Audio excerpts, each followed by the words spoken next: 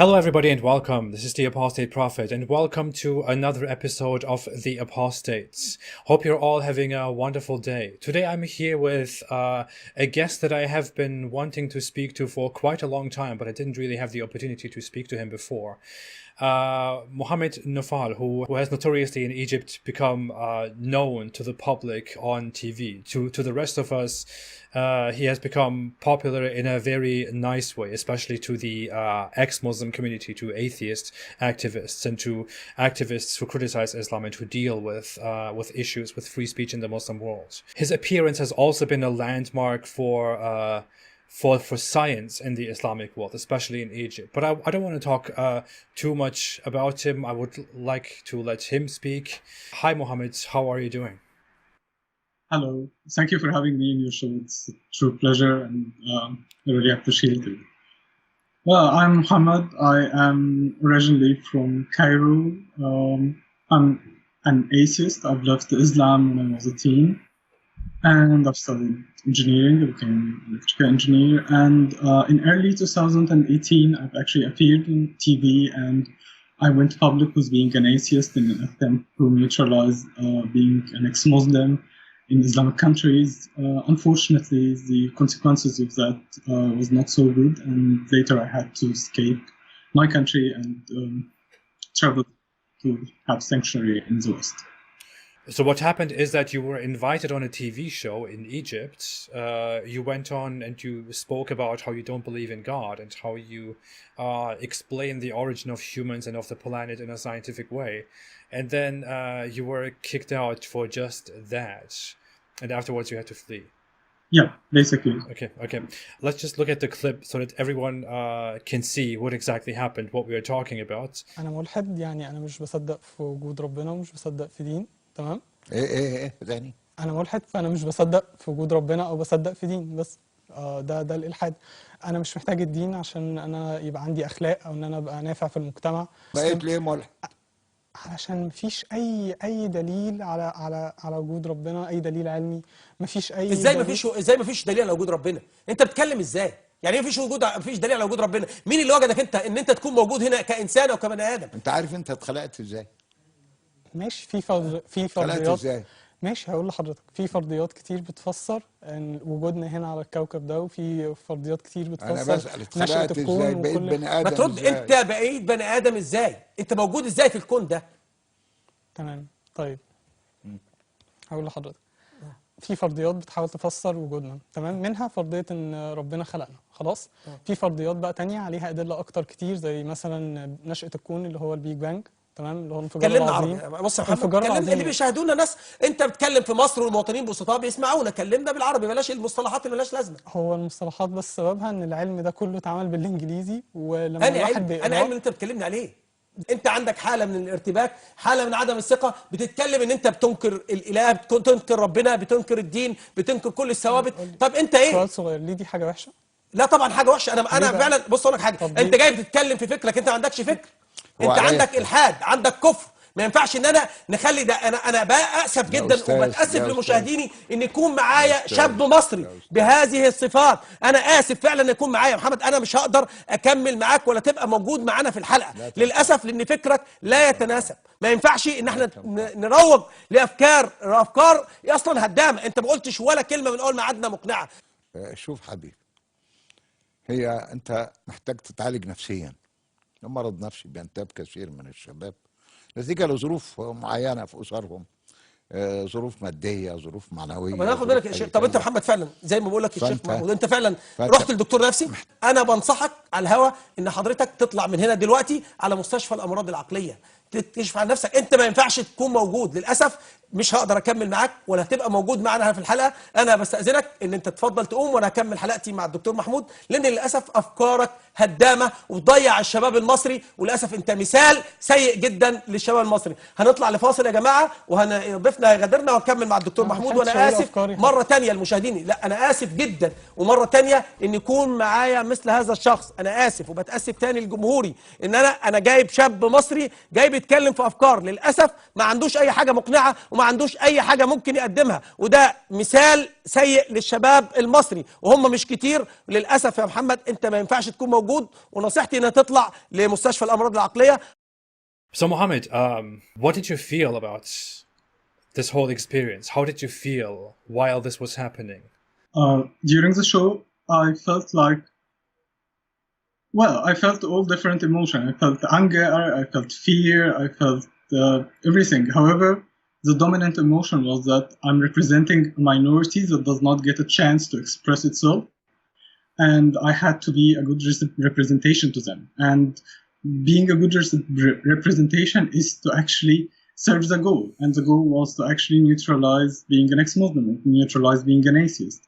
And the way I found that conversation is going toward aggression and hostility, I didn't think that that was serving this. So my whole hope was for him to calm down so that we could continue our conversation, and maybe I would be able to persuade him or other people who watches us to accept us more and not to be hostile toward us.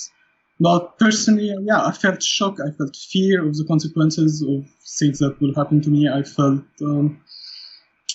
yeah, and the fact that you are already on TV, it's in itself normally is very nerve-wracking. So, yeah, having to be in this situation, it was not so easy. Yeah. I really admire you. I mean, it's a very courageous act. I can honestly not imagine myself go on public TV in a country like Egypt and just sit there and calmly talk about what I believe and have this guy yell at me. It must have taken a lot of courage for you to actually go there. Well, yeah, I went with the mentality of sacrificing myself for the cause, actually. Growing up in an Islamic country, seeing all the injustice that happens in the name of Allah or religion or whatever, yeah, it could make that, I guess. It could drive people to do some things that might seem maybe defeating or something, but it's totally worth it, I think. But the funny thing is, he told you. I mean, he didn't ever let you speak. He didn't let you speak more than 3 sentences or 2 sentences. And then he even ironically said that you didn't present anything convincing, that you didn't say any proper word that would convince anyone. And that's funny because he didn't even let you speak. So how could you present anything? But what did you expect? I mean, why did they call you there anyways? Do you think they just called you there because they wanted to humiliate you, or? Yeah, during this period in the Egyptian parliament, there was some Islamist members suggesting that they would make it like they would suggesting harsher sentence for people who leaves religion or leaves Islam. Already there are penalties in place for people who criticize religion or heavenly religion, as they say, as Abrahamic religions. But they wanted even to make that harsher. So for this occasion, I think this talk show wanted to maybe host atheist people and then defeat them in public. And yeah, that's how I think they wanted to make an example, so that other atheist people would be afraid. Because previously to my show also, there was that news of people who got arrested for criticizing Islam. They were doing it, I think they were mocking religion or something, and their friends have reported them to the authorities and they got arrested, and I think they had a case against them. So yeah, there was some talking about that. Thankfully, the situation does not got much worse from a legal perspective after my show. However, there was some incidents of atheist people who were kind of active in criticizing Islam and who got actually in a lot of trouble. After my show, I think, and after this law and after those people who got arrested, Sharif Gaber is an Egyptian blogger, he's an ex-Muslim, and he was being very popular among certain groups of people, especially teens. And he managed to have some influence. Unfortunately, Sharif got a prison sentence against him now. It all started maybe after my appearance by months or so. Other activists also who got unfortunately banned from leaving the country, and basically maybe if I may say, they are living under national security control. They cannot travel, and doing the wrong move would put them behind bars or humiliate them. Every once in a while, one of them gets falsely arrested and get humiliated a little, and then they send them back. As long as they are like under control, they can survive, I guess. Mm-hmm. Yeah. There is not much people who are like this. It was only maybe Chief Gather and two other activists and me. People who actually done things on Egyptian soil, while they were in Egypt and got publicly known and famous and whatever. It's very few. Were you active before you went on the show? How did it happen? How were you invited on the show? Did you already have a presence? Were you already known as an activist in a circle? How did that happen? No, not really. I usually kept to myself. I had kind of very introverted life. I only had like my studies, my work, my thing, and I had a profile on Facebook, a very, very low-key profile. And one day in a group, atheist group, like closed group for us, somebody said that there is a TV show searching for somebody who is atheist to appear there. And of course, it's not so big of a group because not many people are interested in being an ex-Muslim activist out of course, the consequences that they might suffer. And even this small group, people there were not enthusiastic to appear in this show because it's social suicide, prison is a possible consequence, travel bans, or false arrest, all the madness that would happen. People would lose their jobs, would lose their lives. Anyway, so based on that, they were not interested, and actually there was some of them advocating against going there. However, I felt like sacrifices have to be made, and and I felt maybe it's an opportunity to represent the community and maybe sway a little group of people to maybe take our side. And I think I achieved that with some success. Some of the Muslim people who watched the show have actually sympathized with my situation. That's cool. They only done that, of course, because they saw that I could go back to Islam and I did not get an opportunity to express myself fully. But I think, that was a good consequence. Some atheist people now would tell me that, after seeing your show, I was a Muslim, but now afterwards, that thing got me thinking a little, and now I'm an atheist. So that's very good outcome. That's good. I mean, you didn't even say anything inflammatory. You were very calm. You were very, very collected. You didn't give any harsh responses. You didn't even express any criticism. I mean, you were just sitting there. This guy's basically insulting. Both of them are insulting you. Both of them are telling you that you have mental problems, that you have to go see a psychiatrist, which is very funny because just because you said that you accept a more scientific approach of why we are alive and why we exist, and that you don't believe in God, and the religious imam in front of you directly said that since you don't accept the existence of God, that you must have mental issues, which is very ironic, very ironic. But the thing is, in the West, we have seen a lot of issues where critics of Islam, where people who mocked Islam or people who mocked the Prophet, that they were attacked. And some people have come and said that this only happened because those people engaged in mockery. But in your case, you didn't even do that. You didn't even say anything critical of Islam. You didn't offer any mockery, anything at all. You were just the most respectful, the most calm person that you could be. And you were just there. You took everything that this guy said. You didn't even respond in anger, and you just said, "I don't believe." And let me explain. I believe that there are several theories, like the Big Bang. That's, by the way, one thing that I find very funny when you talked about the Big Bang, when you said that there's a theory of the Big Bang, for example.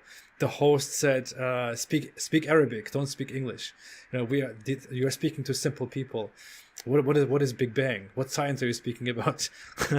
Is that a normal reaction? Yeah, I think if more, I've actually everything I said in English I was translating in Arabic, and I thought maybe if I introduced some, I don't know. I believe that many people in the Middle East have to learn English because I think if I didn't learn English, I wouldn't have left Islam, because a lot of information are being censored in Arabic. A lot of things, a lot of philosophy, a lot of things that is crucial for people to get to know.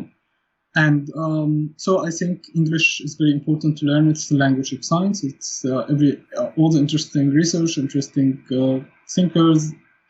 Everything is either in English or translated to English. So it will be very educational if people from a developed country learn more English. However, of course, the bad part of it is that you would have people who are advocating for very regressive values who can actually have good access to the West through internet, and that is also a little problematic because some people get influenced. For instance, here in Germany, you might find a girl falling in love with a Muslim person and then wearing hijab, and then having many of them, at least not all, but many would describe that this was the worst part of their life.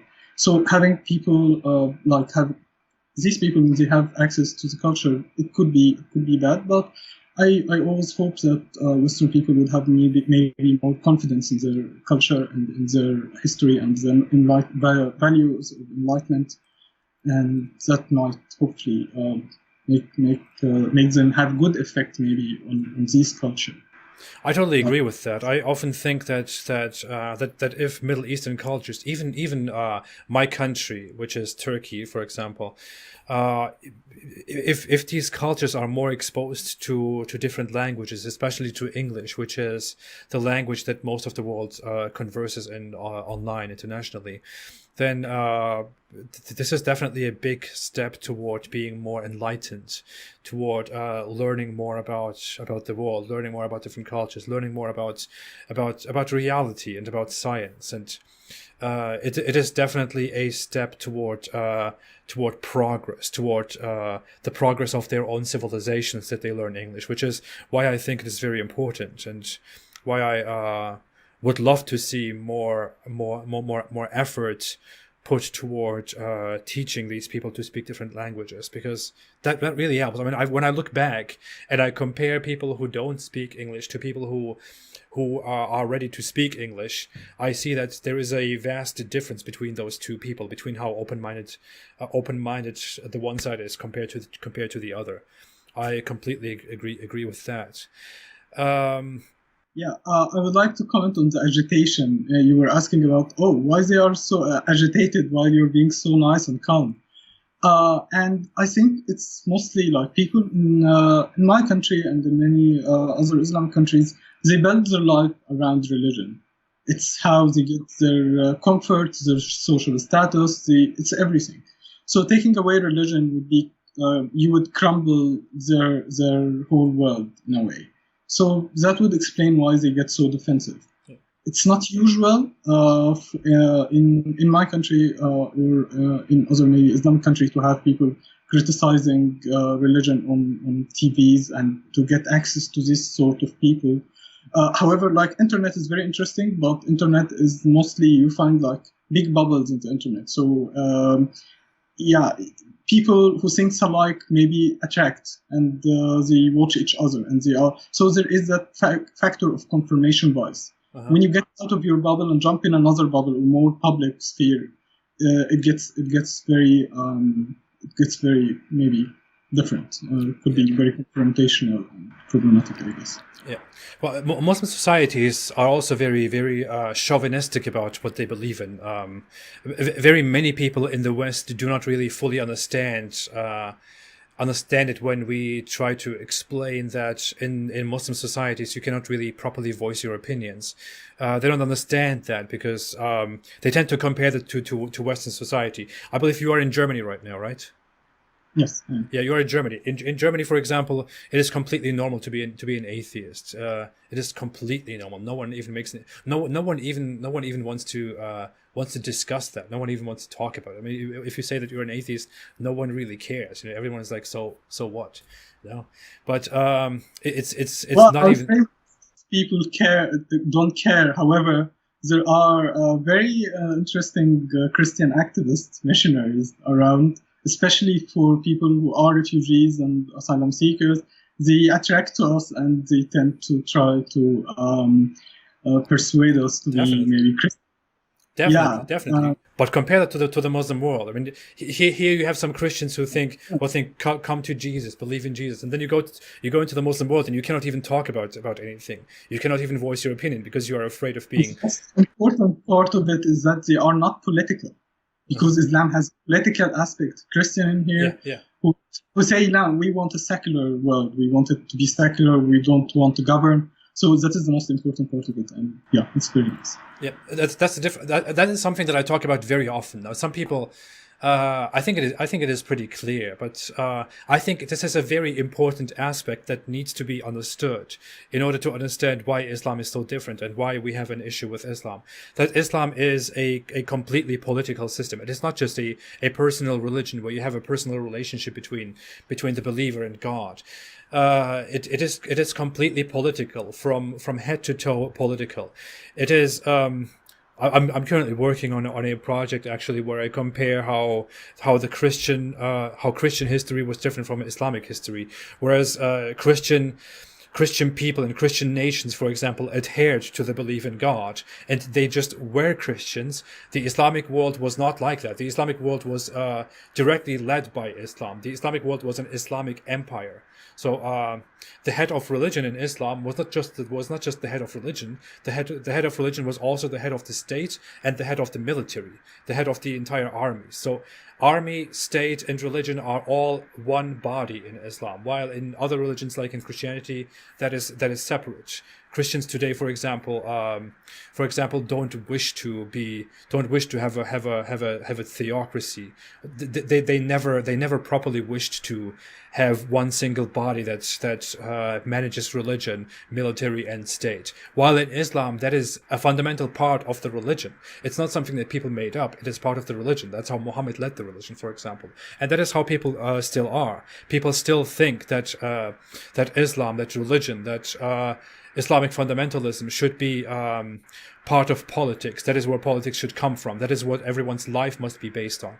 That is what the rules must be based on. And if you are suddenly a dissenter, if you suddenly say, I don't believe in this, and I believe that there are scientific theories that explain our origins and where we will, and what will happen to us when we die, then that is not just a different opinion to these people, to Muslims.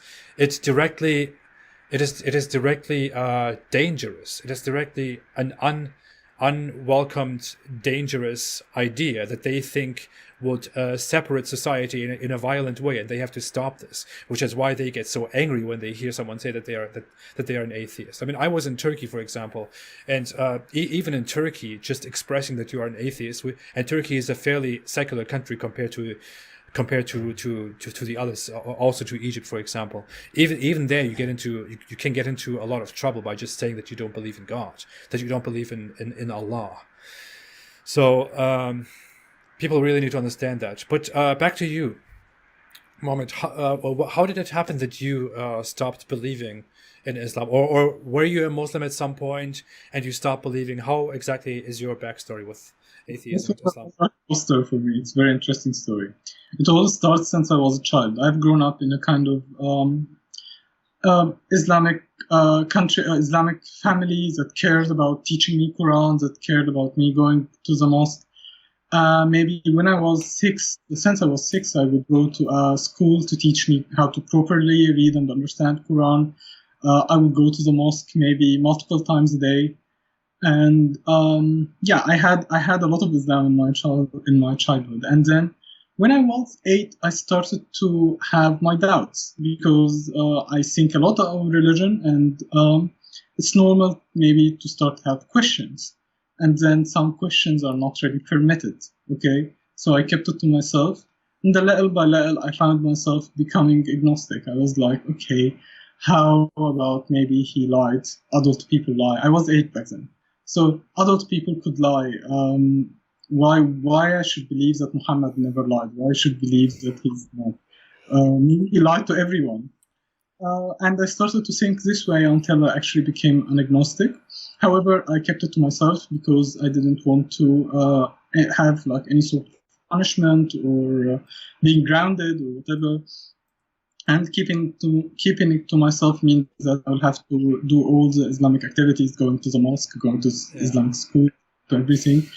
One day I was at Friday prayers. It's like an equivalent of Sunday prayers for Christians. And the Imam back then was preaching and was talking about, okay, anything you ask Allah for before dawn, Allah will answer that. Allah will give you that. So I was like, okay, this is a cool experiment. And I went home, I slept, I waked up right before dawn, and I was like, Allah, if you are really there, please make my math teacher be absent tomorrow because I didn't finish her homework. Yeah, and then I went next day to school, and I found out that my math teacher actually resigned. And we spent 2 weeks without a math teacher. Unfortunately, I fall a victim for logical fallacies and false premise. And I went back to Islam, and I spent my teens as being a very strict Muslim. Like I would say, maybe when I was a teenager, if I had an opportunity, I would have maybe joined Al-Qaeda or whatever. Like I used to fantasize about dying in the name of Allah. Yeah, and that's what religion could do to someone. Anyways, when I became in my late teens, I started to learn English, and I started to be more open to the Western culture and Western philosophy, Western science. And little by little, I started to realize that my Islam cannot really be true, and Abrahamic religion generally, cannot be real, and it's full of logical fallacies and mistakes. And I became an atheist. Of course, also I've kept that to myself, and I had like a normal life, doing all the Islamic rituals normally, until, of course, I started to meet in real life some like-minded people who also not Muslims, left Islam.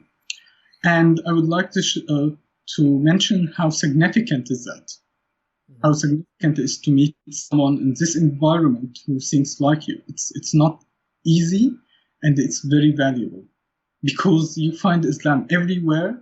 It's on everybody's behavior. It's in everybody's mind, how people react, how people think, how people behave. It's like you see the stamp or the traces of religion in the culture everywhere. You would be walking on the street, you would find the Quran everywhere. You would find bumper stickers talking about La ilaha illallah, for instance. Yeah.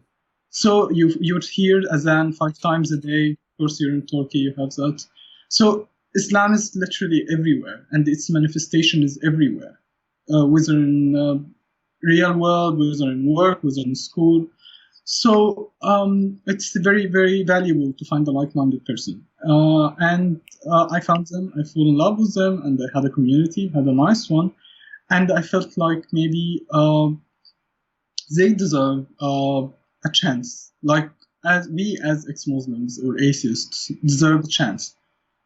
Egypt have been always either in the hands of Islamists, like pure Islamists, or people who are more conservative Egyptians, who might not really have an Islamic agenda, but they are Muslims, and they partially force or enforce Islam and some Islamic laws, especially when it comes to personal status laws. and maybe we should have had maybe we should have a chance. Maybe we could do some changes. We could make this society a better place. You find the manifestation of the negative effects of religion in my country everywhere. You would look at women, and you would find violence against them, literacy, all of that. And it's all drawn from that. Of course, culture has to do something with it, but the culture and religion are infused together. They are sometimes it's really hard to separate them. Because you would ask someone, okay, why you beat your wife? Maybe you shouldn't. And then he would but Allah told me to do so. Yeah. What to do with that? Well, of course, injustice against LGBT people, is terrible. Islamic countries are definitely the worst place for someone to be not heterosexual. Mm-hmm. The economy, for instance. In my country, you'd find people having children, a lot of children, and the government cannot really give them good education or good health care. Because there are too many people, and when you ask them, okay, maybe you should not do that, and then you be responded by, Allah will do the planning, Allah will give them, Allah will provide, and of course that Islamic hadith where Muhammad was talking about how you should procreate as much as possible, and that is a good virtue. Yeah. All of that are infused in the culture and affecting the behavior of people. And whenever you try to change things, you would get bumped with that way of thinking, with that ideologies, and with all of that. So it's really having devastating effects on almost all aspects of life, because the intensity is very high. I came here and I don't see a lot of manifestation of religion. Yeah. For instance, in my ID, I have my religion. I have religion written in my ID, and that doesn't happen here, for instance. Yeah. So it has a legal aspect and it has societal aspect, and it's too much. It's really too much, and it has to stop. For this part of the world to become a better place, religion needs to be replaced maybe gradually with better philosophies and better ideologies, humanism. Whatever, but just this model is failing and it doesn't really work well. We have a history in the last century of many countries, including Egypt, actually, and including Turkey and other countries. They were on a path of becoming more enlightened, more secular, more open-minded, and it was kind of going that way until recently. In the last half century, again, people started falling back into the hands of traditionalist conservative Islam. And the Islamist parts of the population started to regain the power and also the voice, the major voice in the public. The same thing also happened in Egypt. It's the Islamic awakening. Where plenty of Muslim people are like, okay, we don't need secularism anymore. Islam is the answer. Islam is the solution. And they had a lot of success, actually, unfortunately. And they had support sometimes from governments, and sometimes they became the government, like what happened in Iran. And Saudi Arabia had that oil money and started to spreading their very devastating ideology all over North Africa. And before that, I think it was Western people occupying and having colonies around in the Middle East and around Africa. And maybe that could explain why there was some leaning toward secularism. But they left, and I think they took that and they left a mess behind. Yeah, the thing is, many people who think that there is an Islamic awakening, an Islamic resurgence going on in the Middle East, think that people are becoming more Islamic and more Islamist. That's actually not completely true.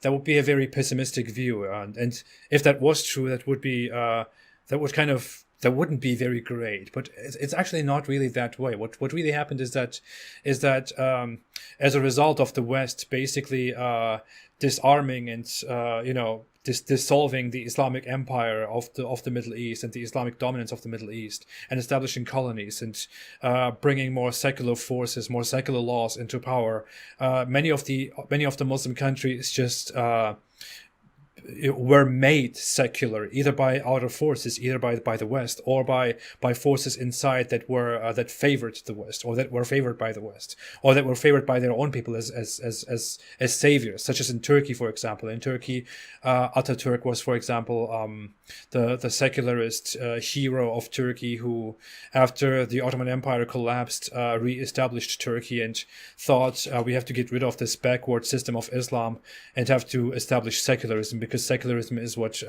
is the future. And these people set up these countries and set up these new systems, these new laws. But what happened there is that while secularists were making the laws and while secularists were leading the country into a better future, they were doing that while the radical people, while those people who are into religion were staying low and sitting and still existing in the country. Those people didn't just go away. People didn't just become less religious. The religious population was just in a corner, and they were not in power. And after a while, after the West left, those religious people started assembling again, started organizing again, and started working together, and being more active in politics. And eventually, they started taking over again. So people didn't become more religious. The religious parts of the population just started becoming more active in politics and more powerful. The same happened in Egypt, in Iran, in so many Middle Eastern countries, even in Turkey, in many countries, it happened the same way. But I would always hope for the future that I even think it is already happening right now, that people understand that it was a giant mistake to let go of the secularization of their countries, and that they will eventually get sick of how of political Islam and return again to a path of secularism and enlightenment. It has, the people of Iran are very sick of what they have brought on themselves. For example, people of Iran are sick of the Islamic regime. People of Turkey are increasingly sick of political Islam that dominates their country. I think in Egypt we have seen during the Arab Spring how after political Islamists, how the Muslim Brotherhood came into power and started to implement laws that were just ridiculous, and nobody stood a chance against the Islamic people back then. Like, it was actually a period of democracy, and people were allowed to express themselves, and nobody stood a chance. No secular person stood a chance against the Islamists back then. And it required a military coup to take them down.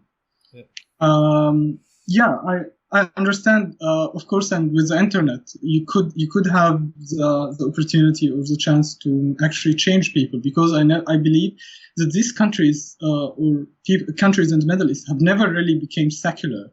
It only maybe had some secular governments or secular appearance, but from deep inside, everybody had religion in their heart and believed in Allah and believed in whatever. And that is a way where extremists could go to them and make it work to their favor. For instance, in my country, in Egypt, you would have religion being a mandatory subject in schools, and you'd have an Azhar. It's kind of governmental organization, and it's very active at spreading Sunni Islam and representing Sunni Islam in Egypt. It's supported by the government. They control mosques. They have a radio channel, very popular radio channel. They control talk shows that talks about Islam.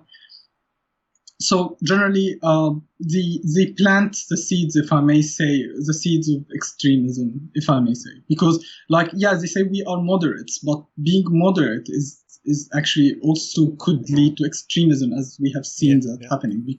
at the end of the day, like, you find terrorists coming out of houses of moderates. Yeah. Just you read the Quran, you just need to read the Quran, and you'd see the verses talking about violence and whatever, and nobody's really repairing that. Because if you speak Arabic, especially if you speak Arabic, because maybe some people would read the Quran and not understand, and sometimes the translation of the Quran is really not accurate. It's really hard to translate it, and it's easier for Arabic speakers to understand it. Sometimes when they translate it, they make it more nicer. Yeah. Yeah. So you would find that verse that's encouraging war. You would find that verse that doing whatever. And it's really high, and nobody's is really doing true effort to repair that, to change this image, you know. So you'd always have that window, a little window for extremists or for people who are could grab the whole region back to Islamic eras or under Islamic control. And that's a problem. That's why it's much better to be an atheist, because you definitely closes that door. However, I think politicians is not really supporting us, unfortunately, maybe because they, in a way or another, benefit from religion, or because they want to avoid any conflict or clash, maybe want it to happen naturally. But unfortunately, we don't get enough support as we need to, as it's supposed to happen. Maybe in the West, it's different, but in the Middle East, definitely. One thing that I want to say about the whole how extremists come out of moderate places or moderate households is, I talked recently with Yasmin Mohammed about the same issue. It is. If you grow up as a Muslim, if you grow up in a Muslim family, and a Muslim family is compared to a Western family, even the average family is very religious compared to an average Western family. Muslim families are very religious people. Even if they are moderate Muslims, they are still often very religious. And if you grow up in such a household, you learn basically from childhood that you learn about the Islamic warriors. You learn about the brave warriors of Islam, of how the early Muslims were so brave, and they would fight the pagans, the polytheists, the infidels, and the Christians and the Jews. You learn about how glorious and how amazing that was, how you should be proud of that, and how you should look up to that. And as a result of that, it is completely normal that even the most moderate people, especially if moderate Muslims are sinful people, if they think I'm not a good enough Muslim, if such a person has already learned all their lives that the Islamic warriors were brave and that they fought and died for Allah, then such a person can very easily come to the conclusion, I'm not a good Muslim, but maybe I can fight and die for Allah, just like the early Muslims did, just like the companions of the Holy Prophet did, just like Salah ad-Din Ayyubi, or like this and that, just like all those people did. I mean, you grow up with the glorification of war and Islamic jihad all the time. No wonder Islamic extremism doesn't just come out of extremist families that interpret Islam the wrong way. Such a thing is very rare. Extremism comes out of the most moderate households that you can imagine. It just happens that way. Yes, definitely. This is the situation. It's not so good because Islam especially corrupts your sense of morality. Yes. You have that Muhammad is a perfect person in the world. He's faultless, flawless, a perfect example of morality. And then you see what he has done. He has done wars, sex slaves, whatever. He wasn't really a nice guy. He wasn't a good example to anyone. He wasn't a good example to anyone.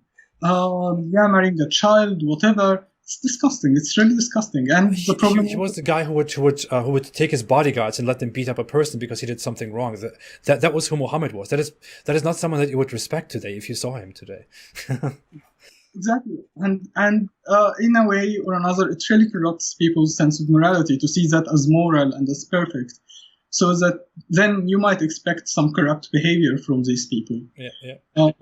I remember growing up, maybe it's different now, but growing up, they would talk about the stories of the Sahaba or Muhammad followers, and they would be saying how it's great to die in the name of Allah. Yes. how that's a glory, how you shouldn't be sad about it. I really remember, and those people who were talking, were leading the moderate Islamic movement in Egypt or whatever, and they would talk about crazy stuff. And now I see it crazy. Back then I thought, okay, wow, that's amazing. I would like to be like them. Maybe also I know.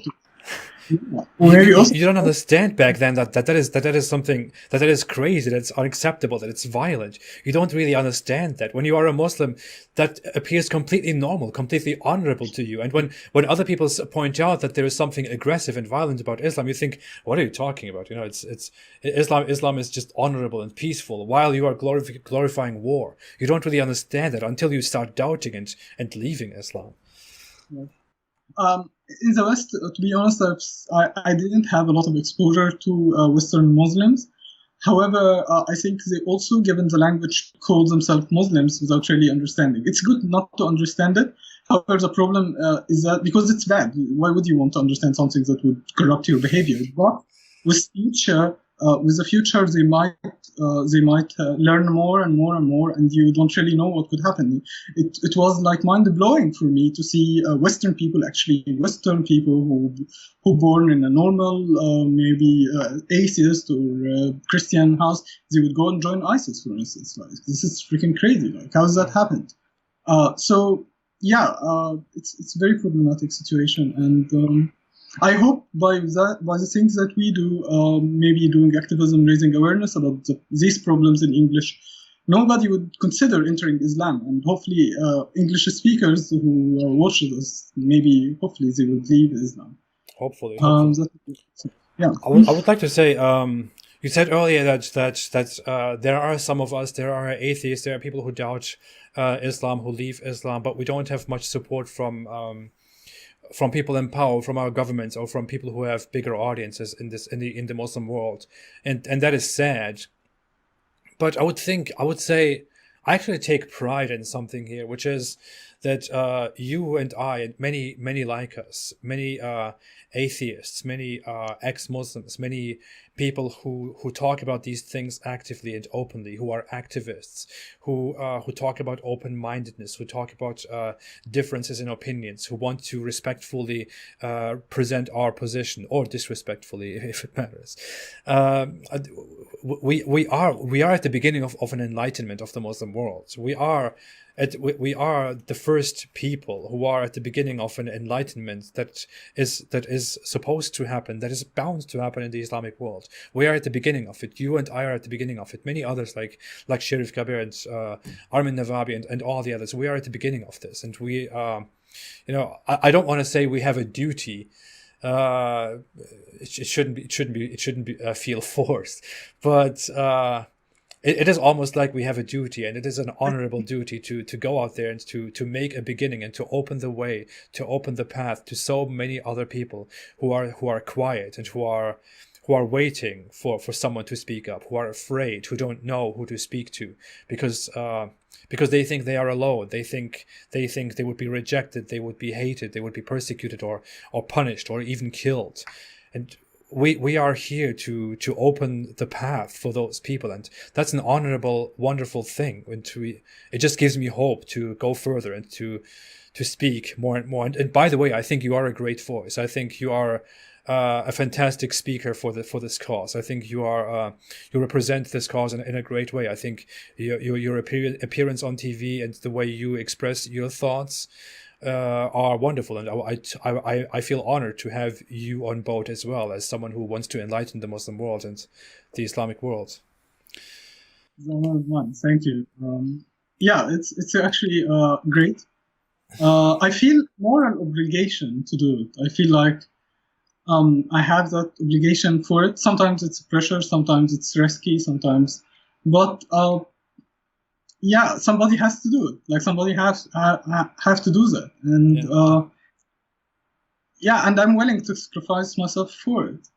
Even here in Germany, you would have some risks for that. Yes. For instance, I have friends, and there are people who are ex-Muslims who are loud about criticizing religion and mocking it, and they get in trouble. And sometimes here the police dedicate personals to protect them and to keep them safe. It's not also risk free in here. For instance, a week and a half ago, I got assaulted in the house that I was staying in. Basically, some of the guys stumbled upon my activism online, and he didn't really like it, and the tension kept building until I got assaulted, and I had to leave the house that I was in and went to another house. To give some background, I live in a house where many other people coming seeking protection or refugee in Germany live. And you would find a lot of Muslim people, a lot of Arab people in these places, and sometimes it could be risky. However, actually, I have made some things. After that, I've made some things private on my wall, on my Facebook. However, I'm planning to get it back again, hopefully, and maybe even have a show and talk more about all these issues of religion and freedom and the human rights situation in the Middle East and the violations that happens out of Islam and out of applying religion.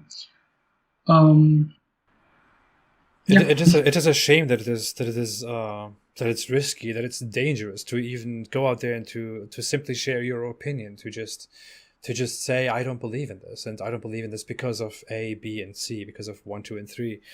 It is. I mean, I would take care of yourself. We should all take care of ourselves, and I hope we can provide. I hope we can live in a better world, and we can enlighten more people who think that you should be put in danger just because you think a certain way. And we really need more and more people to understand that this is really the way it looks. People in the West often don't understand why this is dangerous, and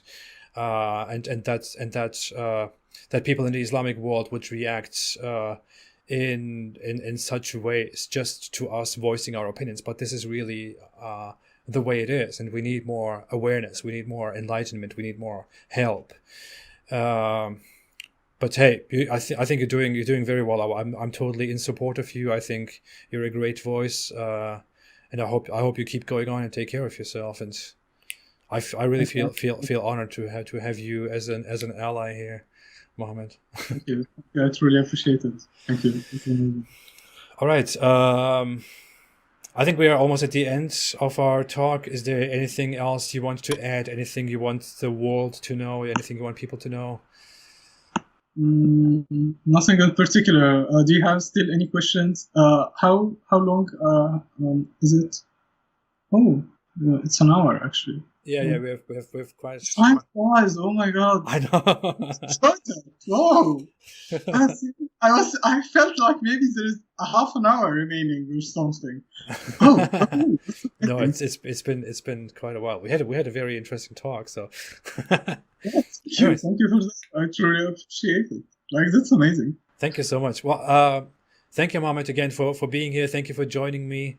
Thank you for sharing your opinions. I value them very much. Thanks everyone for watching, and I would say stay away from Islam. Thank you for having me. It's an honor and a pleasure. You're an amazing person, and keep it up.